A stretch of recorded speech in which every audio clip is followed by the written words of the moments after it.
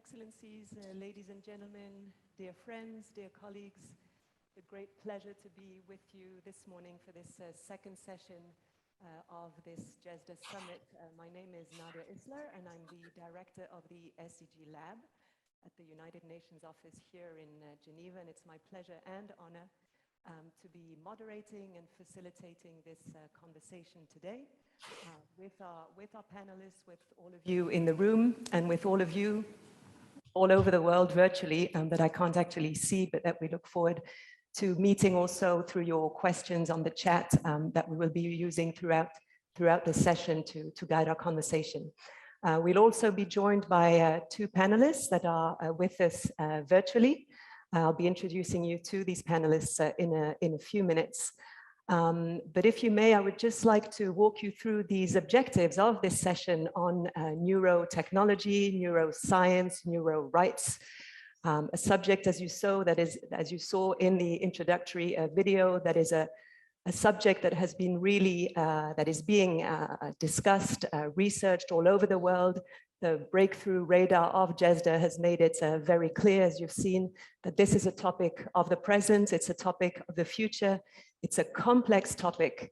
And today we're here with many different specialists who will be talking about this issue through different angles to walk us through the challenges ahead and the great opportunities also ahead of neuroscience and neurotechnology. So the objectives of today are really to try and understand better what's happening in this field all over the world. I know that in the audience, we all have different sectors of expertise.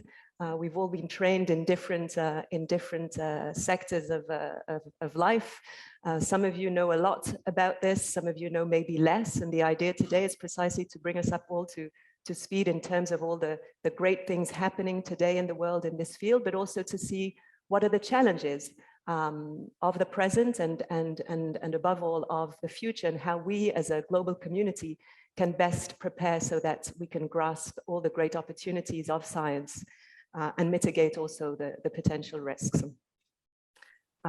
Today I have with us, as I said, virtually and in presence, distinguished panelists who all come with, as I said, very different angles to the topic, and hopefully will give us a very sort of round overview of all the different aspects. I won't go into the details of the biography of each and one of the panelists, or we'll be talking for about an hour just on the great background of all these people. So I'll just introduce you with your names, and then please don't hesitate, panelists, in giving a little bit more information to our audience in terms of who you are and where you're coming from. So Olaf Blanke, Professor of Neurology, Lydia Brito. Lydia, you're on the screen somewhere. I've lost you for some reason, but I'm sure you're there. You're Director UNESCO's Regional Bureau of Sciences in Latin America and the Caribbean. Marcelo Lenca, who is here, also a neuro researcher at EPFZ and EPFL. Judy Isles, also with us virtually, who's a professor of neurology also, and Jörg Lauber, the permanent representative of Switzerland to the United Nations here in Geneva. I'll just check my notes to make sure that I haven't forgotten anything, because that's always the challenge of a moderator, to make sure that I'm really on script here. Absolutely, I think I am. So just a few words on maybe the choreography of the session. We will have an opportunity to listen to our panelists for the next 20 minutes. And then, of course, the objective is to open the floor to you here in the room, to you also in the virtual world, to make the most of having these experts here with us today to ask all the questions you may have. Also through the chat, some questions we just won't have time to actually address today, but be assured that GESDA will be capturing them in the chat, and it'll be a great source also of inspiration to see how to frame this conversation moving forward. So don't get frustrated if your question is not answered. It will be definitely captured. Before we start, it would be really helpful to know a little bit more about what you in the room know or don't know about neuroscience and neurotechnology. And so I'd like to take a quick poll on the following question. If you could use your phones or devices or whatever technology you have at hand to answer the following question. Shall I just give the time to people to actually get on slido.com? And by doing so, you need to enter the following code, which is hashtag GESDA21. So I'll give you 2 minutes to get on your phones and then to answer the following question. So have you personally already anticipated the opportunities and risks of neuroscience, neurotechnologies? Yes or no? Over to you.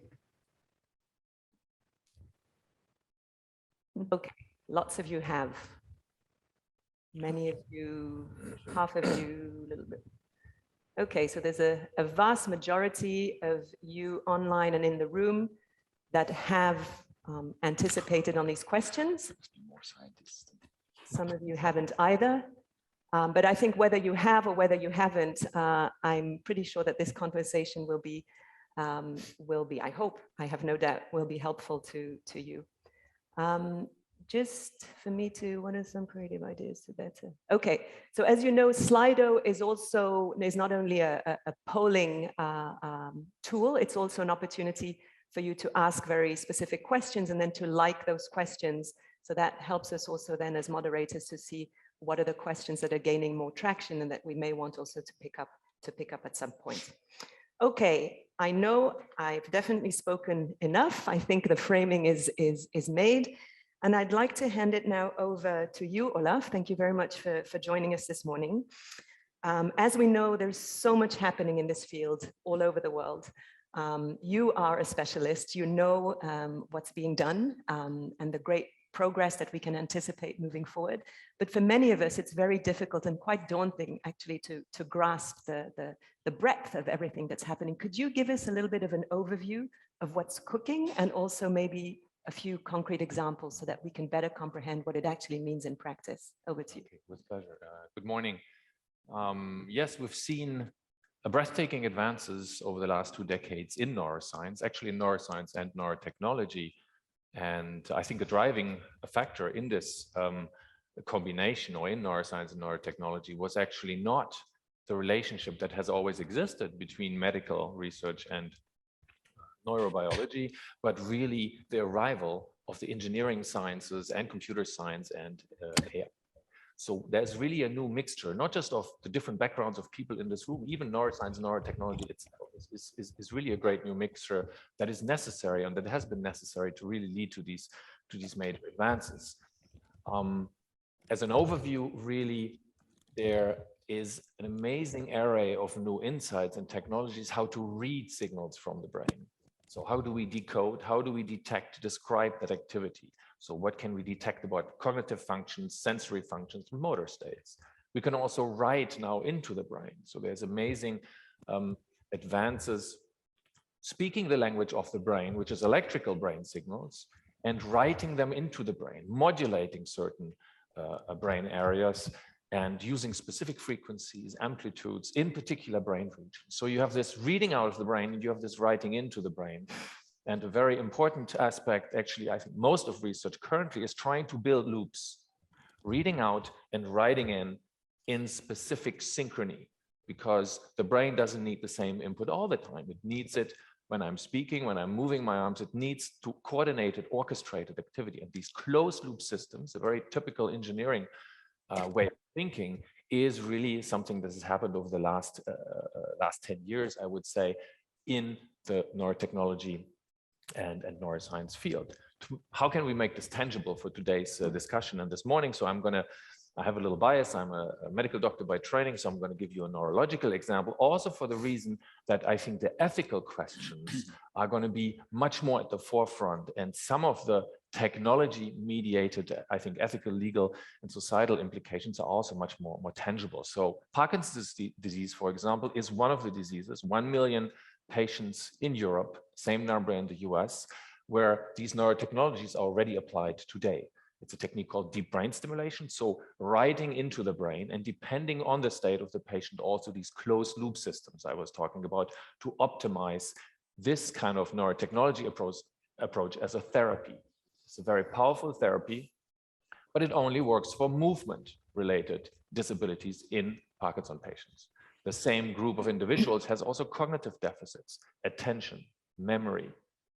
So these technologies of today are not sufficient yet to also target these very important disabilities, but current research is going into that direction. I think I picked the example of memory also because not just in Parkinson's disease, but Alzheimer's disease, I don't have to give you the numbers this morning, is just a different scale. And there is just simply no single therapy for memory decline in Alzheimer's disease for over 50 million people on this planet. So again, to leave you with two more thoughts here at the end, when we are modulating, and should we find via neuroscience and neurotechnology new therapies for these memory impairments, should we modulate or improve or restore memories, identities and personality and self is fundamentally based on our memories. So will these patients who are lucky to recover memory have an alteration of the self? One could argue, and I hope we come back to this issue, that this is something that's specific for neurotechnology. If you have a new vaccine or if you have a new cancer therapy, you don't have this consequence on humanity or on our identity itself, or at least it's open for discussion. And maybe a last thought, who will benefit from these therapies? Moderate Alzheimer's disease, mild Alzheimer's disease, healthy aging? Where do we draw the line within our societies, within those patient populations, and also, of course, among continents? Who has access to these very expensive therapies sometimes?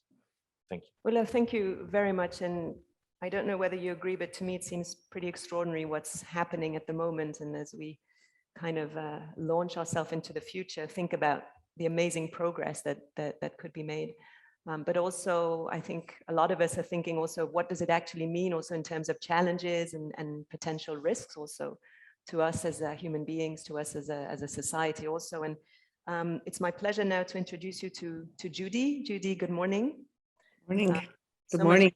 Joining us. And Judy, I think that's precisely your point of entrance here, is to give us, based on your experience, and an overview of not only the progress where all this fascinating work is taking us, but also potentially what are the challenges and risks that we may be facing as a society, and what should we actually be thinking about now to better prepare for the future. Over to you.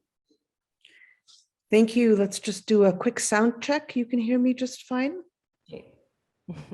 Okay, very good. Well, bonjour and good morning, everyone. It's morning where I am as well as where you are. I'm truly honored to be part of this panel. And Nadia, thank you very much for moderating for us. If I may take a moment, it's customary in Canada to acknowledge the lands on which we work and thrive. And I just wish to say that today I'm joining you from British Columbia, where I have the privilege to speak with you from the territories of the Musqueam, Squamish, Tsleil-Waututh, and Lillooet First Nations people. So to begin, and I think you'll find that Olaf and I are quite in agreement, the case of Neuro, of the brain, represents an exceptional case for our attention. History gives us that, and as Olaf beautifully described, the present and the future reify that even further. To answer your question, Nadia, and I hope of the audience and of my colleagues on this panel, there are both approximate and medium and long-term ethical imperatives. So let's talk about the approximate ones first. It's, in my opinion, first, that we must focus our innovation on brain diseases that are imposing a major burden on society and that have the potential to be alleviated by advances in neurotechnology. Olaf spoke about Alzheimer's disease and Parkinson's. We also see proximately possibilities for epilepsy, particularly drug-resistant pediatric epilepsy, mental illnesses such as depression and obsessive compulsive disorder. We also see, for example, the possibility for neurotechnology or brain-computer interfaces to enable communication among people through their mindful intentions when they've lost their ability to communicate verbally, for example, after a stroke or degenerative disease of the brain. So scientific evidence points to great promise here. I think we have to focus on questions also about invasiveness and non-invasiveness. What do we put into the brain? What do we not put into the brain, but we can still modulate it? And what these concepts mean to different people. On focus our attention on what are the important goals and expectations of patients and medical doctors and targets that define good and bad outcomes. So we know, for example, that doctors tend to focus on the here and now, very discrete variables like infection and seizure reduction. Patients and their families focus more holistically and look at the broader picture and impact of wellness and disease. So I go on. Safety is also a proximate concern, of course. And so ethically guided research approaches are absolutely essential, especially when they involve first in human trials. And that applies specifically to neurotechnology. Unlike drug studies, large clinical trials are not feasible with interventions that involve surgery in the brain or otherwise, or even less invasive ones. They're typically one-off small studies. And so creative study designs are absolutely vital to capture data and results and report results authoritatively. I think we have to focus on questions of access and justice. Even while we struggle with more basic questions of food and water security, domestic violence, the worldwide public health crisis introduced by the pandemic, there's a risk that health disparities will grow if technology evolves without ethical guidance. And it is not too great a bar or a threshold to strive to achieve. So we must anticipate and act now, and that's fundamental. So all of these themes speak to the rights of humans when it comes to neurotechnologies. But I'd like to pose the question back to all of you, all of us, what does the term rights really mean? And in particular, what does brain rights mean? Will citizens of towns in the rural canton of Switzerland have the same ideas about neuro and rights as the citizens of bigger cities of Geneva or Zurich? So many rights are covered in existing declarations. Do we really need new declarations? Do we even know enough about definitions and understandings of rights and meanings of brain and mental health to assert and safely consider that we ought to depart from existing frameworks? I think this is a very important question we need to consider fundamentally to our task and the exercise that faces us. In the medium to longer term, regulations may have to come, but I hope that laws do not. For me, the idea of triangulating science and medicine and legal recourse, such as criminalization, is completely unappealing to me as a neuroscientist ethicist. Whose laws, what repercussions, what remedies? I would suggest that we should avoid laws and this sort of thoughts about criminalization through initiatives like GESDA, through open dialogue, and really foster trust as much as possible. And a few last comments.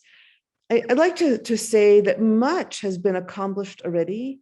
The global community, including industry, has come together to think about and commit to self-governance in the world of neurotechnology. It may not work. The news of this past week has shown how Facebook has failed terribly. The impact of social media on the mental health of young women and adolescents is abhorrent. We have evidence, an example that has failed, but I believe really with international and collaboration, harmonized principles, even across our nations, can be achieved. And finally, as a leader in the field of neuroethics, I would like to say that I do very much subscribe to the need to anticipate how technology will pragmatically change people and society. It will likely make us different, and it may make us better in some ways, but it may not necessarily make us healthier. So clearly, by coming together today, we are already all deeply involved in this longer term conversation. But cars and the internet and cell phones, they have already changed us. but consideration for such evolutionary processes for the human race, whatever human race may mean, and one that then involves direct interfaces into and on the human brain must be measured with a very cautious process. I think we have to be careful not to accelerate too fast here, because there's a risk of compromising the proximate benefits that I spoke about with respect to neurotechnology, the risk of creating chaos in society, overpromising, and actually further marginalizing already marginalized populations, patients, and people. And with that, Nadia, I turn it back to you. Sorry for interrupting you. Thank you very much, Judy. And I think you did an excellent job at really giving us the overview of the challenges and risks. Olaf and you also talked obviously about the great opportunities, but it's really a balancing act to make sure that we approach all these amazing progresses in a systemic way. You mentioned obviously the notions of ethical justice, rights of human beings, and brain rights, right? I think you brought it forward in a very eloquent way. And basically, what is it, if anything, should we do anything today, or do we have the existing frameworks already in place to protect us from the daunting prospects of potentially where all this fabulous science could bring us if we're not as a global community cautious in that regard? So thank you very much, Judy, for setting the scene here. It's extremely helpful, and it actually brings me very nicely to you, Marcelo. I can't pronounce that word, but I'll try. So you're a neuroethicist, and so you're the right person to help us now draw the landscape of what's out there, what actually already exists in terms of frameworks that allow us to mitigate those risks that Olaf and Judy just highlighted. Could you maybe guide us through a little bit what's happening in that space today? Thanks, Marcelo. Yes, of course, Nadia, and thanks a lot for moderating this session. First of all, we should probably say that given the novelty of the technologies we're talking about, these neurotechnologies that have been existing for a few decades now, the governance frameworks that have been emerging in the last few years are also subject to the same novelty. So it's a very rapidly evolving and dynamic scenario, the one we are seeing. And also another thing that should be said is that given the complexity of the ethical challenges that Judy Illes has so elegantly presented, it's very unlikely that one size fits all approach to governance will likely be effective. In fact, what we are seeing emerging internationally is what can be called a multi-level governance framework, which involves at least 4 main levels of governance. One is self-regulation by neurotechnology actors via responsible innovation paradigms. Another one is ethical guidelines and other soft law mechanisms.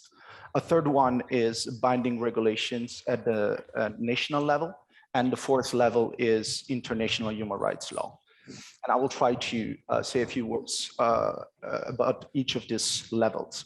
So the first level is probably the most proximate one because it's also the easier and faster to implement. A lot of neurotechnology actors in the field are complying and committing to responsible innovation paradigms and establishing best practices and standards in their domain in order to ensure the safety, efficacy, scientific validity of the technologies they develop, and also developing best practices for example, data processing, the processing of brain data, which, as Olaf has mentioned, are potentially highly sensitive.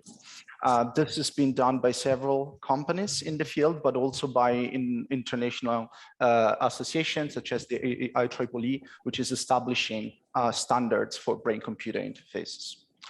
A second level of governance is ethical guidelines. So Judy Illes has spoken about the importance of ethical principles such as justice, such as privacy, personal autonomy, respect for personal identity. These are all ethical principles that are very important, and several organizations and academic societies are attempting to establish these ethical guidelines. There is ample work in academic neuroethics, which Judy Ellis is a leader in the field, and a lot has been written about this. And there are also international associations, such as the International Neuroethics Society or the Working Group on Neuroethics of the NIH Brain Initiative in the United States, that are establishing these rules. In the international landscape, the OECD, the Organization of Economic Cooperation and Development, has established a few years ago a neurotechnology working group that has released in 2019 the recommendation on responsible innovation in neurotechnology, which sets the first international standard in this field and is precisely designed to foster responsible innovation and bridge the gap between neurotechnology developers and society, and as well as ethical norms. Then binding regulation, and I know that many people in the audience are very interested in this level of governance. There are several countries that are legislating about neurotechnology and neuro rights. The pioneering country is Chile, which has recently passed both neuroprotection bill, which will regulate the collection and processing of brain data, and also a constitutional amendment, which will introduce certain principles such as psychological integrity in their constitution. And they are moving quite fast with this. And the work of Rafa Juste as major catalyzer of normative innovation in this field is playing a big role there. And then we see countries also in Europe, such as Spain, that has included neuro rights related to neurotechnology in their digital rights bill. It's an important section of their novel digital rights bill. France has passed last August a new law on bioethics, which introduces certain principles for preventing the misuse of neurotechnology. And so are many other countries, such as Brazil. The Italian Data Protection Office has also been writing reports in this field and so on. And then finally, the last level of governance is international human rights law. And here it's very, it's a domain where international and intergovernmental organizations are very active. I have the privilege to serve as an advisor to the Council of Europe, which has recently started a 5-year strategic action plan on human rights in biomedicine. And one of the main goals of this strategic action plan is determining whether rights related to the human mind and brain fit in the existing human rights framework. So it's not necessarily about departing from existing human rights framework, as Judy was mentioning earlier, but it's also to understanding how the rights and obligations related to the human mind and brain may fit in the existing framework. And for example, one major task for the Council of Europe is to understand where this fits in the Oviedo Convention, which is the convention focusing on technologies in biomedicine. And also other organizations such as the UNESCO, for example, are working in this field. The UNESCO has IBC, the International Bioethics Committee, that is also considering the development of a universal declaration on human rights. So this is, I think, in brief, the landscape. I just wanted to conclude with the word to clarify the notion of neuro rights, since it's floating in the air. So the idea of neuro rights emerge from the observation that the relevance of the human brain and the intimate link between human brain function and personal identity, which Olaf Blanke was mentioning earlier, is so important that it cannot be addressed at the normative level exclusively based on ethical requirements and best practices, but also involves to some extent some fundamental human entitlements and interests that can possibly be construed as both moral rights and legal rights. So in short, one can say that neuro rights are the fundamental moral and possibly legal rights that ought to protect the sphere of the human mind and brain. Thank you very much, Marcelo. This is fascinating. And very complex, but I think it only translates indeed the extent to which the subject we're talking about today is so much more than science. It is about science, it is about phenomenal science happening in this world, but it's also about society. And it's about how we as a global community respond to all of this. And I think this has really been now set out really beautifully by our previous speakers. Thank you also for walking us through what already exists as frameworks, what's happening also, and what has happened in the past at the intergovernmental level, at the multilateral level. So you really showed what exists already at the global level, also what exists at national level, and the new policies that are emerging in certain parts of the world, but also reminding us of the existing context. Thank you very much for that, Marcelo. I find it fascinating as a moderator to see how starting from science, we're slowly moving into really appreciating the complexity of the landscape. And this brings me naturally to you, Lydia. Thank you so much for joining us this morning. Lydia, I want to see you so I can speak to you. Yes, there you are. Thank you so much for joining us, Lydia Brito. Precisely, you're an expert and you're fascinated with this direct correlation between science and society, between science and diplomacy. You have a lot of experience in that regard. Could you share with us your knowledge and what you've experienced in your life when it comes to science diplomacy in these spheres? What should we be taking into account today from a science diplomacy perspective? What should we be thinking about? And who should we be bringing around the table to ensure that we really appreciate the systemic nature of this topic? Over to you, Lydia.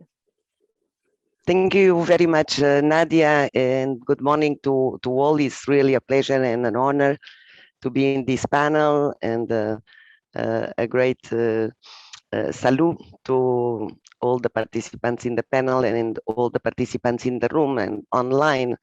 I think you, Nadia, and the previous speakers already put in my view, the issue on this interface between science, policy, and society.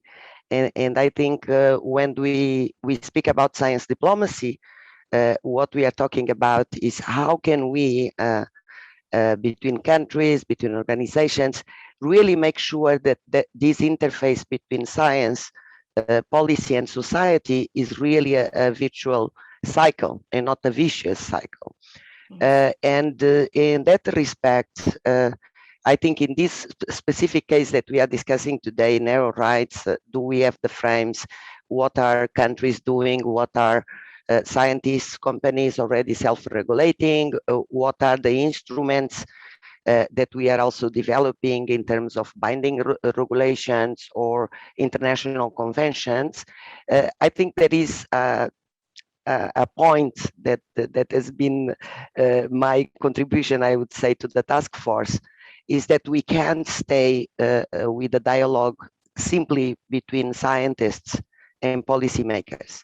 We do need society to be involved because we are talking about the human being, and we need to have a society debate also. And that's why it's so great that we have the chance in the summit to have this session. Global issues, and it's not just the rapid development of the new technologies that may or may not question the human rights frameworks that we have now. These kind of global issues need global responses. And when we talk about global responses, and I think both Olaf, Marcelo, and Judy mentioned that, globally, we are not the same. We are not equal, and we receive and we perceive things in different ways. And if we don't make this connection with the diversity, the wonderful diversity we have in our societies in this specific topic, I think the risk that we are going to see more discrimination, that we'll see, the break of rights. These technologies can help to fulfill rights, but they also can take rights away if we are not careful, and if we don't have this diverse conversation that we need to have in order really to in a way to be in the driving seat. How do we develop these technologies, and for what? Marcelo mentioned the work we are doing. We are just in November going to to submit the recommendation in ethical principles in artificial intelligence. It was a very consultative process. We consult online, we consult on regional meetings, we consult in global meetings, we invite experts, and experts not only on the scientific part, but also on the science diplomacy part, on the industry part, on the academia, on civil society organizations that are watchdogs, how these technologies can affect human rights. And the fact that we have now a consensus and that we know that, that this convention, that is not a binding document per se, but is a commitment of our member states to really look at the ethical principles of artificial intelligence, it helps already to bring the discussion in a much broader sense. But related to that, for example, we are now preparing a MOOC for in Latin America and the Caribbean, so that any person in society can understand what we talk about when we speak about artificial intelligence. And our artificial intelligence is already part of our day-to-day interaction with technology and with other human beings and other societies. So my point here, if you allow me 1 minute to wrap up, we do need to make sure that the dialogue that we are having, the analysis that we are doing in terms of is the human rights frameworks that we have right now are enough for these new developments. We need to involve society too. And we need to involve, Judy was speaking about vulnerable communities that may become even more vulnerable if we are not careful and if we are not ethical in the way we deploy these technologies for the benefit of humankind. But I believe that that part of ensuring that is that all of us understand what we are talking about when we speak about these technologies and what are the implications, not only for the individual, but also for the larger community when these technologies are developing and deployed, because we know that it's not going to be just in the medical field. We know that these technologies will be somewhere else. So I would say that we need a broader debate. Thank you, Nadia.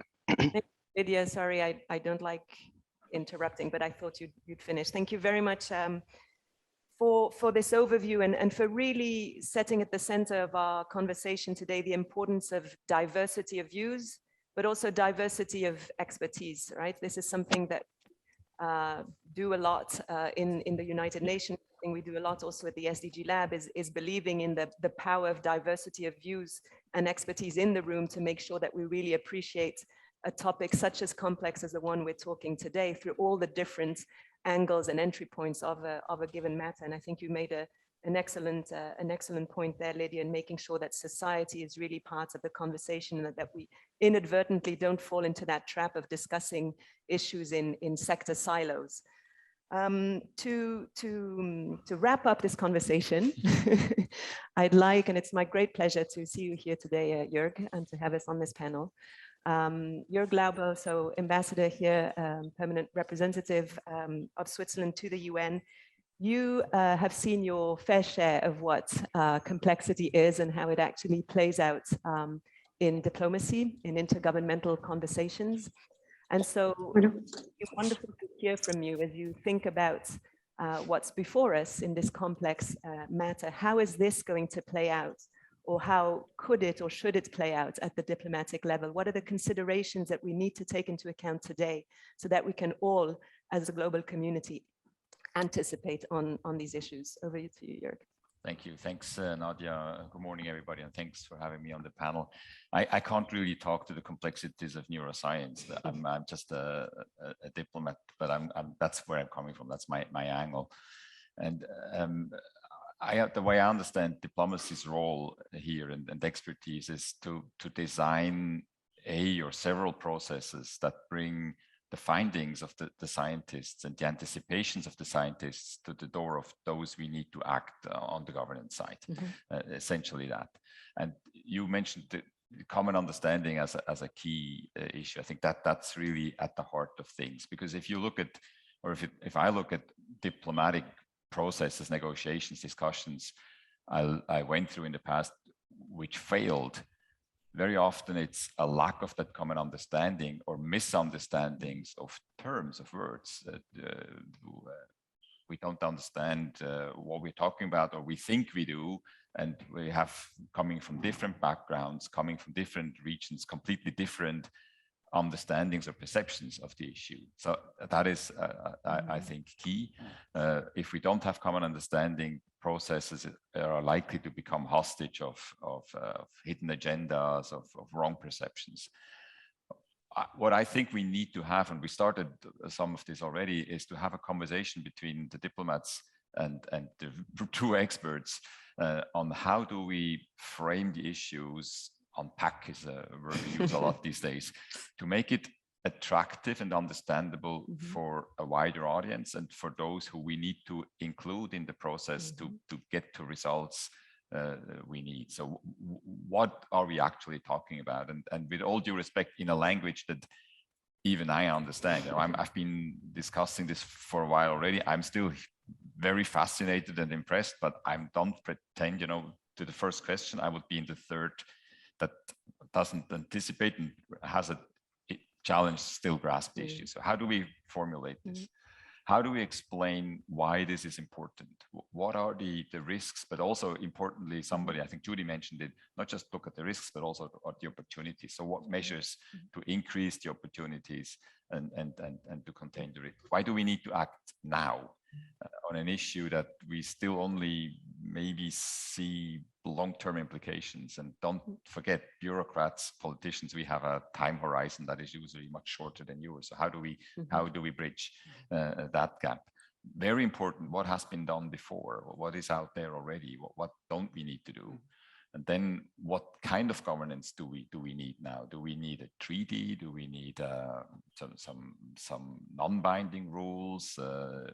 Is it actually just about making existing practices or rules better accessible to help countries that don't have on a national level the policies and frameworks to make them understand what's out there already?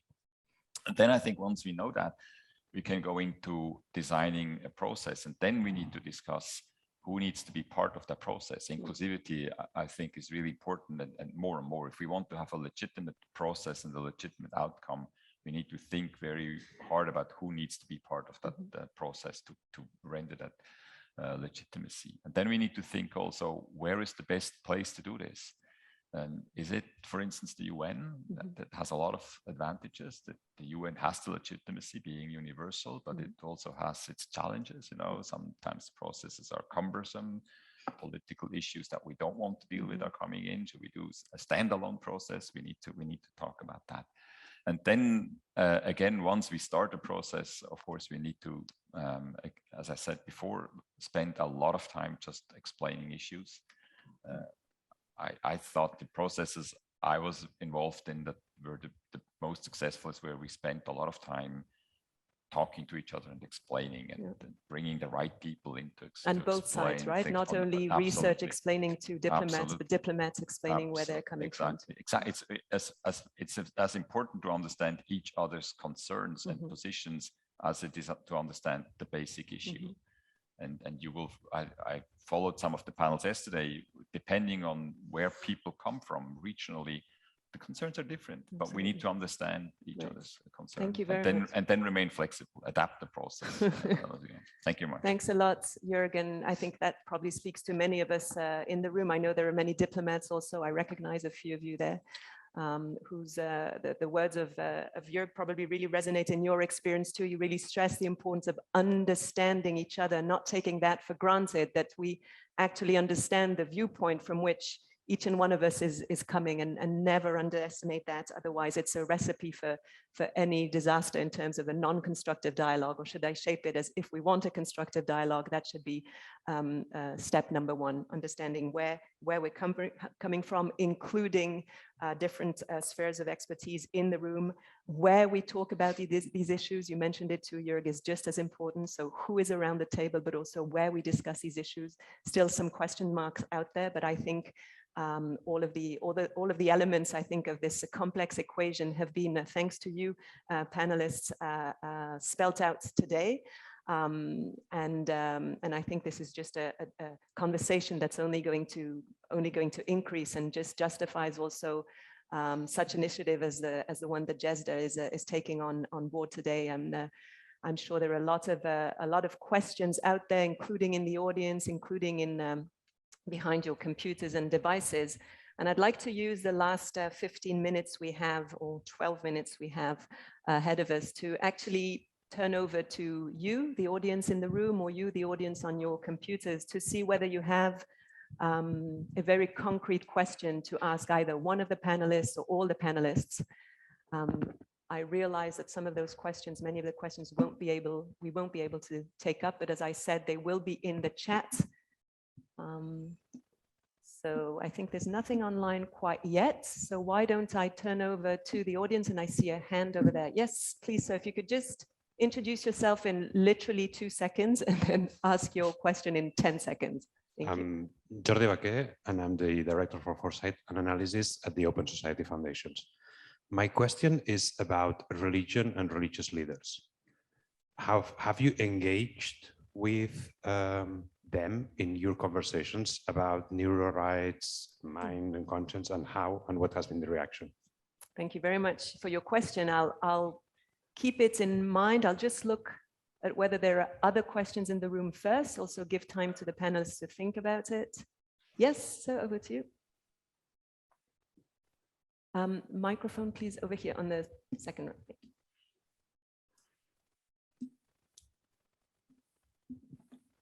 Thank you.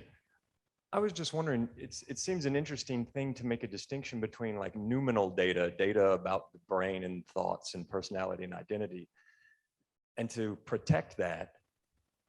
But in a very different way, we treat our phenomenal data, our physical data about our habits, which are open for sale everywhere. Is this to prioritize one type of data as being more of the self? Are we not what we do and not just what we think? How do we balance our thoughts around that? Thank you very much for your question. I'll take two more from the audience. Is there a lady in the room whose hand is up? No? Over to you, sir. Yes. Oh, I'll take both. Don't worry, I'll take both.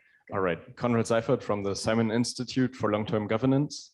And I was wondering that often technological progress is subsidized by luxury products, like the Tesla approach, kind of selling very expensive products that we then democratize. And in that process, temporarily, we have quite an increase in inequality between the different groups of society, and how you're currently approaching this on a more temporal scale. So this temporary dip in equality versus the potential long-term benefits.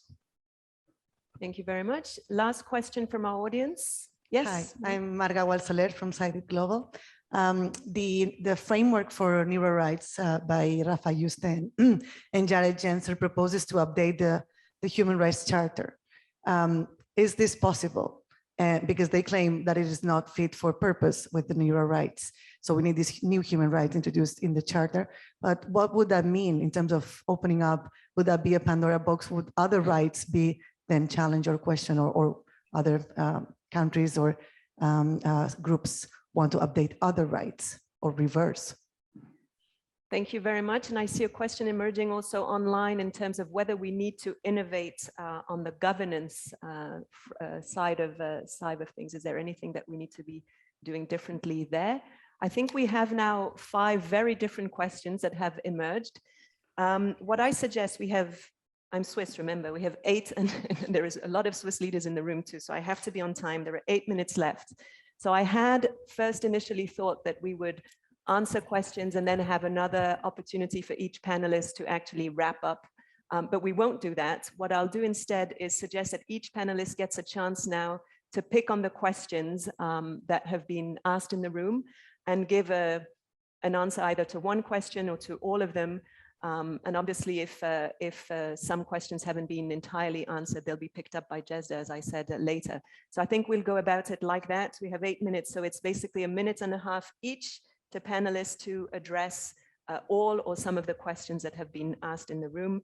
And I'd like to give the opportunity to you, maybe, Olaf, to take on this challenge first. Any of the questions you'd like to address? Yes, I can respond to the first 2 questions, maybe. So I think very important point about religion and including that perspective. I think Lydia mentioned the diversity of people across the globe, and I think that should definitely something that GESDA should also involve in the future. So just a quick response and opinion from me. Maybe Lydia, you have more to add.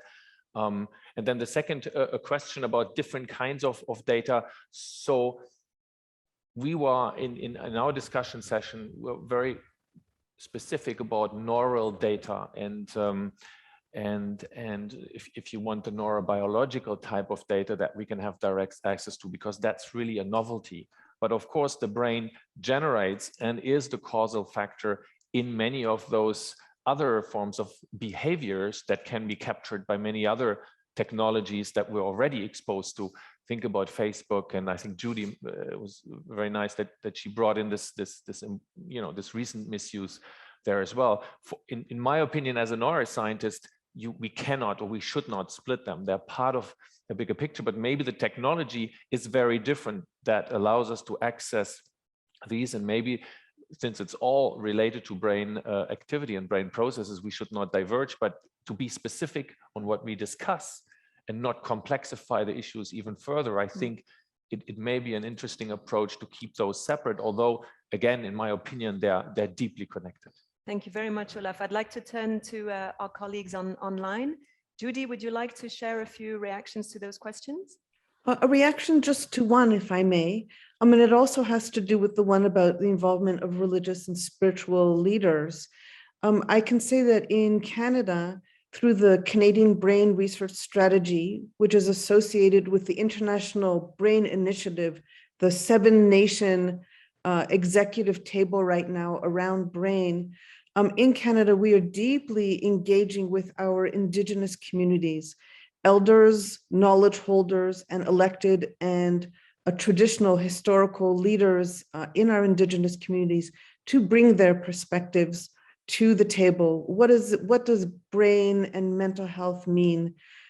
Is it disease, or in fact, is it wellness? And what are their interpretations? And how can we collaboratively bring the different knowledges, as we would say in Canada, through two-eyed seeing, both the biomedical and the traditional ways of knowledge about neuroscience and brain and mental health to the table in a joint strategy for communication and mutual understanding.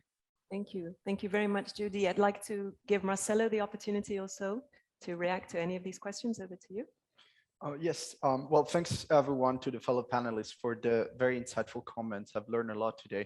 There is one open question, which I would probably defer to the diplomats, whether it is feasible to update the Universal Declaration. So I'll probably also go back to the question about data, because I think that's a very important point to clarify. So brain data are private, and I think we all agree on that. But today, given the current stand of technology, it would be much easier for me to infer your mental states from non-neural data. If I access your Facebook or your Fitbit or your voice recordings, I will have much greater chances to reliably predict your mental states. But this is a contingent thing.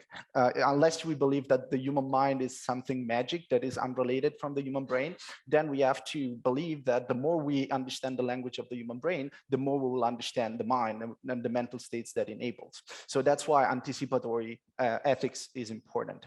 And this is also why, probably to answer your question more closely, it would be valuable to consider to regulate not specific category of data, say neurological measurement or something else, but functions. So the kind of inferences that we can make from certain data types. So if we can make privacy sensitive inferences about people's mental states without their authorization, that's probably what we need to regulate. Thank you very much, Marcelo. Over to you, Lydia.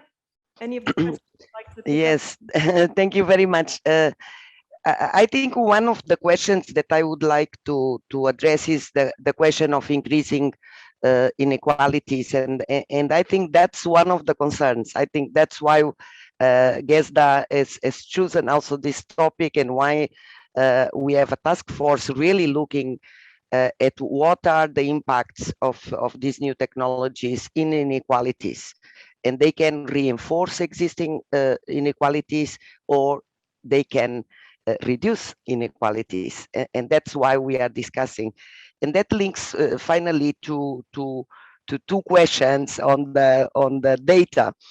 I think also the reason why we are discussing this is because we know that we have to anticipate. We didn't anticipate with other technologies, and today we are suffering from a lot of impact on inequalities due to that. So we really need to anticipate the impacts of these new technologies in order to make sure that our rights, the existing rights that are defined in the charter, and if to protect them, we need new rights or a new convention. Like Marcelo said, IBC and UNESCO is doing that already, discussing how can we advance also with conventions related to Neuro rights.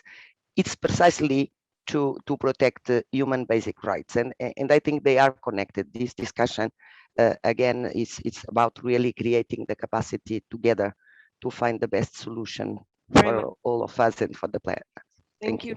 And I'd like now to turn to our diplomats on the on the panel to give you the final word to react to those questions. And it was deliberate that I did so. I think it's good that we started with neuroscience and ended with the views of a diplomat here, to really show, if we needed to show it, I think it's been demonstrated by all of you, the importance of building that bridge. So over to you, Jörg, to react to some of the questions. Yeah, thanks. To the question about whether we should look into the Human Rights Charter, the existing legal framework, I don't have the answer to that, but we certainly should not shy away from this at this stage of the discussion. We have to look into it, and because discussions about human rights, and who else knows this better than we are here in Geneva, are very political and tend to become ideological, which is why it is so important to have GESDA as a platform to bring those who understand the issue and those who then think about the necessary governance action together, and have a discussion that is really science-based, facts-based. We can't avoid this discussion. I don't know the answer, but we can't avoid the discussion. And the question on whether we need new governance, yes, of course, we need new governance models to deal with all these phenomena that we now see on our radar, or on your radar. I think it's happening already. And then what excites me so much about the discussions here in the GESDA is that we also look into how to innovate diplomacy and governance. That needs to be part of the package, I think. Thank you very much, Jörg, for those final words. And in line with that, I'd like to invite you all as I close to, if you'd like to know more about this matter and dive into it even more into detail, to remind you to go onto the breakthrough radar of GESDA. There's a lot there, a lot of even more food for thought. I think today our brains, pun not intended, have been definitely challenged with the complexity of the matter. But don't hesitate. I certainly will be jumping onto the breakthrough radar to understand the matter even more so. There's also an interactive digital platform there, and it's also the opportunity for you to be able to further the conversation that we all agreed, I think, today is so necessary. Further the conversation through comments you may have or suggestions you may have to the entire community here also, but also directly to GESDA. So on those concluding remarks, I'm just looking at my boss here, Daria. Have I forgotten anything? Or am I good? Okay, wonderful. So on this note, I'd like to thank all our panelists here in the room. Thank you also, Lydia and Judy. Thank you all for joining us this morning. It's been an honor and a pleasure to moderate this session. And I look forward to seeing all of you on another occasion too, and wish you a wonderful day. Thank you.